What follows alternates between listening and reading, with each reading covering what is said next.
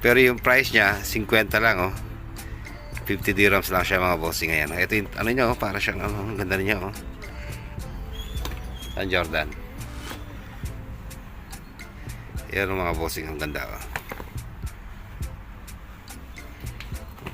Ito, NHL tayo dito. Ito, ano to, patch to. Ito, Reebok size medium, NHL, mga bossing. Ito yung size niya, oh. Ito yung Reebok medium pa rin. Ito, patch to na parang plastic. At syempre, meron tayong lumang NBA Suns dito. Ayan, NBA, Adidas. Burado na lang yung kanyang Suns dito, pero itong print na to, solid pa to, mga bossing. Tapos ito, medyo ano rin to, medyo fade na rin to. Ayan siya, hardwood classic size medium Adidas, length plus 2. Ito yung kanyang pinaka likod, mga bossing. Ngayon, no?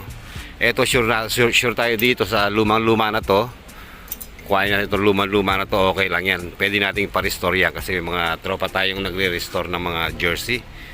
Ganda nito, oh. Solid pa to. Ito yung pinakamaganda dito, solid na solid pa to, oh.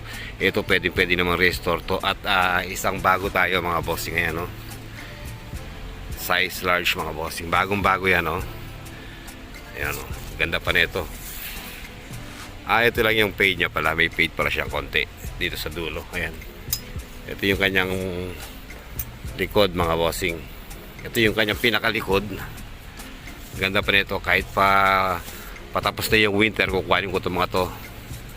Kasi maganda maging pondo itong mga to. Pag baka sakaling bigla may magalap at least meron akong may pakita. Gucci na Doraemon. Ito yung ano niya.